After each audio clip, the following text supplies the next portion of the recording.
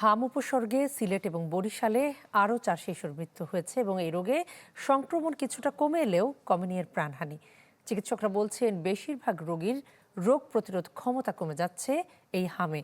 অনেকে আবার ভুগছে অপুষ্টিতে, ফলে বাড়ছে চিকিৎসা জটিলতা। হাম প্রাদুর্ভাব শুরু হওয়ার পর থেকে প্রতিদিনই এ রোগে মৃতের তালিকায় যোগ হচ্ছে নতুন নতুন নাম। 2 মাসেরও কম সময়ের ব্যবধানে হাম ও উপসর্গে প্রাণহানি ছাড়িয়েছে 350। স্বাস্থ্য অধিদপ্তরের হিসাব, সংক্রমণ গেল কয়েকদিনে কিছুটা কমার আভাস দিলেও হাসপাতালের চিত্র একই রয়ে গেছে। এই সংক্রামক ব্যাধি হাসপাতালের মতো দেশের বিভিন্ন জেলায় শিশু ওয়ার্ডে হামে শত শত রোগী ভর্তি আছে।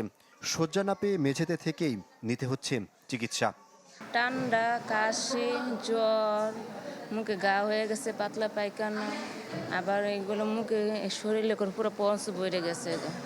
ঈদ আসবে, সাথে ক্যাশব্যাকও আসবে। নিজের বা প্রিয়জনের জন্য কেনাকাটায় এবারও নগদ পেমেন্টে পাচ্ছেন দারুণ ক্যাশব্যাক। তাই যাই কিনুন, পেমেন্ট করুন নগদে। হাম হয়ে গেছে।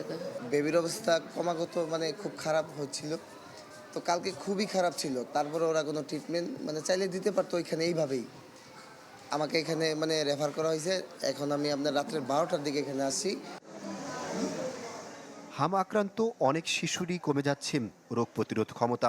এতে করে অন্যান্য ভাইরাস খুব সহজেই কাবু করে ফেলছে রোগীকে। হচ্ছে মৃত্যু, বাড়ছে জটিলতা।